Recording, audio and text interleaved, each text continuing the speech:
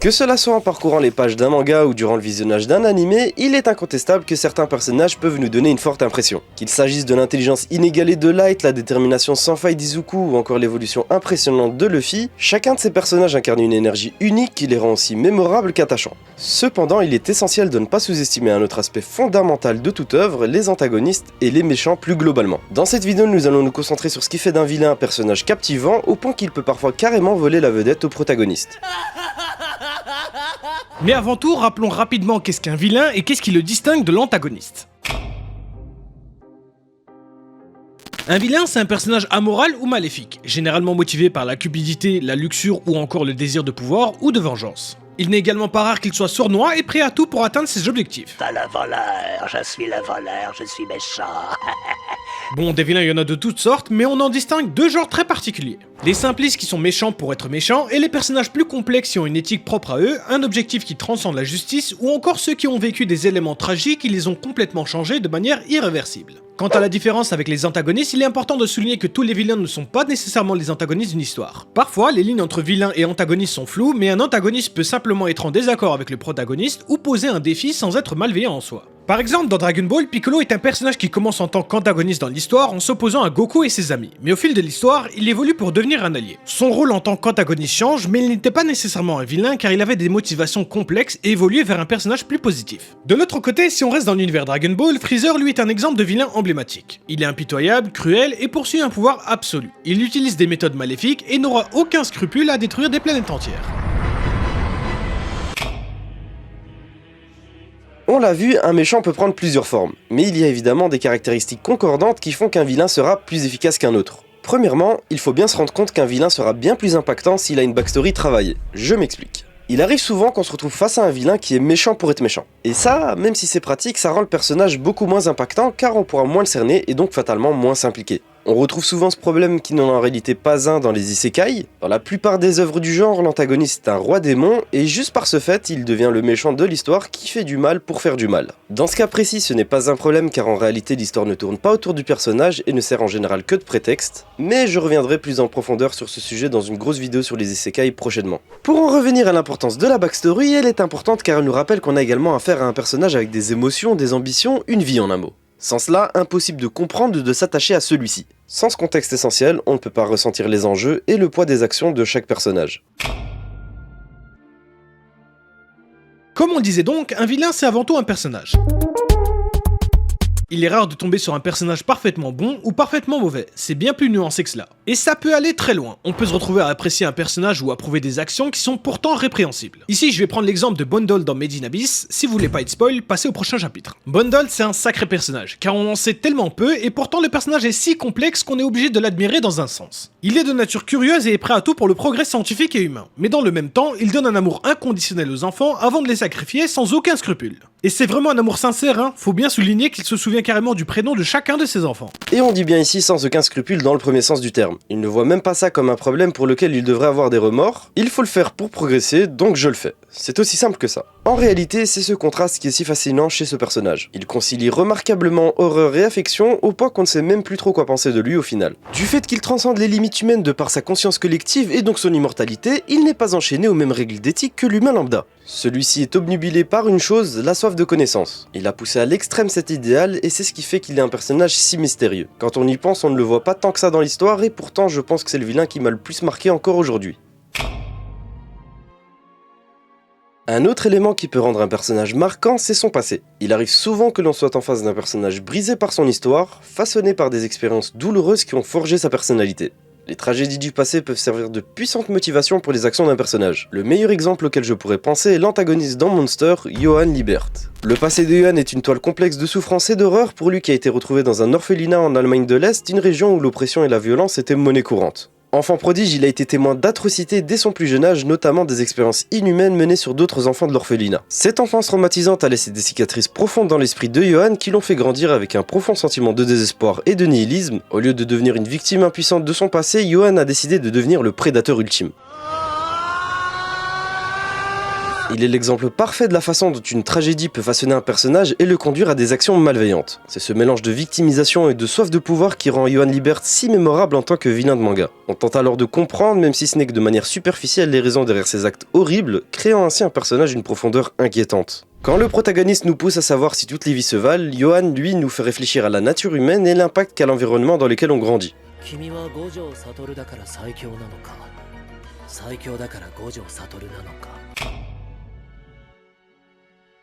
Un autre élément essentiel pour créer un bon vilain dans un manga est de le rendre mémorable de manière à ce que le public ressente à la fois une forte aversion et une fascination pour le personnage. Un exemple parfait de ce phénomène est Griffiths, l'antagoniste emblématique de Berserk. Griffiths, au début de l'histoire, est un personnage charismatique et talentueux, à la tête du groupe de mercenaires, la troupe du Faucon. Il inspire de la loyauté et l'admiration de ses compagnons. Cependant, il devient rapidement évident que derrière son apparence angélique se cache une personnalité impitoyable et une ambition sans limite. Griffiths est prêt à sacrifier tout et tous pour atteindre son objectif ultime, créer un monde à son image. Ce qui rend Griffiths si efficace en tant que vilain, c'est la dualité de son personnage. Il est capable de commettre des actes d'une cruauté impensable pour atteindre ses ambitions, tout en conservant une aura qui le rend fascinant. Face à cela, on ne peut s'empêcher de ressentir une forte répulsion envers ses actions, mais en même temps, on reste captivé par sa complexité et sa profondeur. Griffiths représente un vilain que l'on adore détester, car il incarne des aspects sombres et ambigus de la nature humaine. Son ascension implacable vers le pouvoir au prix de trahison et de sacrifice soulève des questions sur la moralité et les limites de l'ambition. Son rôle en tant qu'antagoniste est d'autant plus mémorable qu'il est le reflet dérangeant de certaines facettes de la réalité. Un tel vilain reste gravé dans nos mémoires, bien après la fin de l'histoire. Alors ne vous détrompez pas, quand on vous dit un objectif clair, ça ne veut pas forcément dire un objectif rationnel. L'objectif n'a pas besoin d'être élaboré et peut être aussi simple que voir le monde s'effondrer. Comme on le mentionnait rapidement avec Bundle, certains personnages similaires ne sont pas forcément attachés à une morale. On peut même dire que de leur point de vue, les règles de leur univers ne s'appliquent pas à eux, car ils ont un dessein qui dépasse cela, qui dépasse la morale. De par leur objectif, leur statut, leur propre personne, ils estiment qu'ils n'ont pas à suivre les mêmes règles que leurs congénères. De l'autre côté, on peut également avoir des objectifs qui sont clairs, mais seulement pour le vilain. Par exemple, dans Monster, il n'est pas vraiment évident de comprendre l'antagoniste au point de se demander s'il est cohérent avec lui-même. Un autre exemple plutôt intéressant est celui de Sukuna qui se voit proposer de tuer le faux Gito en échange d'un doigt et qui décide de tuer de sang-froid les deux filles.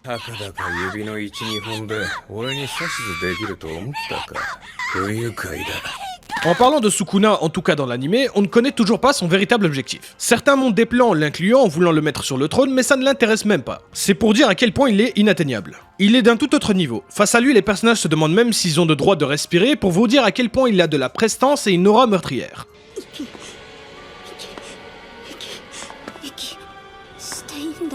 Et en parlant de ça... Que ce soit Madara, Sukuna ou encore Meruem, un élément les relie tous, la prestance. Ce n'est pas simplement le pouvoir qui les caractérise, mais bien cette aura impérieuse qui se dégage d'eux à chaque instant. La prestance d'un vilain se manifeste souvent par son entrée en scène. Dès que ces personnages apparaissent, l'atmosphère change, une tension s'installe et on ressent instinctivement l'importance de l'instant. Ils ont cette capacité à capter l'attention, à imposer le respect ou la crainte par leur simple regard, leur démarche ou même le timbre de leur voix. Mais la prestance, c'est aussi et surtout une question de présence. Quand Madara fait face à l'Alliance des ninjas, il n'a pas besoin de prononcer de longs discours pour asseoir sa domination. Son assurance et sa puissance brute parlent d'elles-mêmes. Sukuna, lui, émane une confiance et une nonchalance qui le rendent fascinant et terriblement dangereux. Cette incontestable prestance fait qu'un simple geste ou mot de leur part peut faire basculer entièrement le cours d'une histoire. Elle résonne au-delà de leurs actions, laissant une marque indélébile dans l'univers de l'œuvre et dans l'esprit du public. C'est en partie pour cela qu'on est si absorbé par ces personnages, une minute d'inattention et ils peuvent avoir complètement changé les règles du jeu sans que l'on ne s'en rende compte. Le vilain joue souvent le rôle de déclencheur, provoquant un bouleversement chez le héros. Son apparition marque un tournant qui force le protagoniste à faire face à la dure réalité souvent plus complexe qu'à première vue. Le contraste entre la vision souvent naïve du héros et la réalité brutale incarnée ou présentée par le vilain provoque une prise de conscience cruciale à l'évolution de l'histoire. Le héros est alors contraint de reconsidérer ses valeurs, ses méthodes et parfois même sa raison de combattre. Si on prend l'exemple de Tomura Shigaraki dans My Hero Academia, celui-ci pousse Izuku et la société à réfléchir aux limites de l'héroïsme et met en avant les fractures existantes de la société. Par ses actions, il veut montrer que le monde n'est pas aussi beau qu'on veut le faire entendre et faut le dire, ses actions forcent à la réflexion. On aurait pu également parler de Naruto face à Pain qui lui fait ouvrir les yeux sur le cycle de haine derrière le conflit ninja, mais vous avez compris l'idée. C'est ainsi que le vilain devient un engrenage essentiel à l'évolution du héros. En le forçant à affronter ses ombres et à questionner sa propre nature, le méchant contribue à sculpter la morale du protagoniste. Chaque confrontation est une leçon, chaque affrontement est une occasion de mûrir et d'en sortir grandi. Le vilain, souvent à son insu, déclenche des remises en question qui sont le moteur même de l'évolution du héros. Il engendre donc un dialogue interne non seulement chez le personnage principal, mais aussi chez nous, nous invitant à une réflexion qui résonne bien au-delà de l'œuvre avec des problématiques que l'on rencontre dans la vraie vie. On l'a vu précédemment, certains vilains ont une vision du monde différente de leurs semblables, ils peuvent être capables des pires atrocités mais tout de même montrer du respect ou de l'estime envers certains êtres. C'est par exemple le cas de Meruem dans Hunter x Hunter. Présenté comme un être cruel et impitoyable, sa naissance même est teintée d'une nature dominatrice ne montrant aucun égard envers sa propre mère mourante. Il ne manifeste aucune sympathie pour quiconque, pour lui tuer des humains est une chose banale, une démonstration de leur infériorité à ses yeux. Cependant, Meruem détient un respect pour la force. Cela se révèle quand il reconnaît la force de Pitou après l'avoir attaqué. Sa rencontre avec Komugi, une jeune fille aveugle et malade, marque un tournant dans son développement. À travers son jeu de Gungi avec elle, Meruem commence à remettre en question ses croyances et son orgueil. Il découvre qu'un individu aussi fragile physiquement pouvait s'avérer surpuissant au point de l'écraser dans d'autres domaines. Meruem, autrefois fier et arrogant, se retrouve à accorder de l'importance à Komugi au point de montrer un respect sans précédent envers elle. Il va même jusqu'à sacrifier son propre bras pour honorer un pari perdu. Cette évolution souligne la dualité de sa nature, oscillant entre l'inhumanité de sa naissance et l'humanité acquise au fil de ses interactions. Sa rencontre avec Netero et leur confrontation est un autre point crucial car bien qu'il soit capable de vaincre Netero, Meruem choisit de privilégier la discussion plutôt que le combat. Il exprime alors sa volonté de créer un monde juste où humains et Ants pourraient coexister. Et vous l'aurez donc compris, c'est ce décalage qui rend ce personnage si intriguant. En conclusion, le fait d'avoir un vilain efficace ne résulte pas forcément du vilain lui-même et ses capacités, mais plus par son histoire et le contexte autour de lui. Au-delà de participer au récit et d'enrichir l'expérience du héros, un vilain peut nous inviter à nous interroger sur nos propres vies et notre société. Parfois, c'est à travers des yeux d'un vilain que se révèlent des vérités inattendues et des questionnements profonds. Dans leur opposition au héros, ces personnages nous offrent une perspective alternative, nous invitant à réfléchir sur des problématiques que nous aurions ignorées sans leur intervention. Finalement, tous les points qu'on a cités précédemment ne doivent pas forcément tous être présents pour avoir un bon vilain, mais c'est un bon point de départ pour en identifier un. Et c'est comme ça que se clôture cette vidéo. On espère que cette vidéo vous aura plu. On vous rassure, le rythme de parution devrait redevenir normal, sûrement une vidéo par mois pour l'instant, mais on s'arrache pour accélérer. D'ici là, n'oubliez pas de vous abonner, de nous faire des retours en commentaire et de partager cette vidéo. Merci à tous ceux qui soutiennent et à la prochaine. Johnny!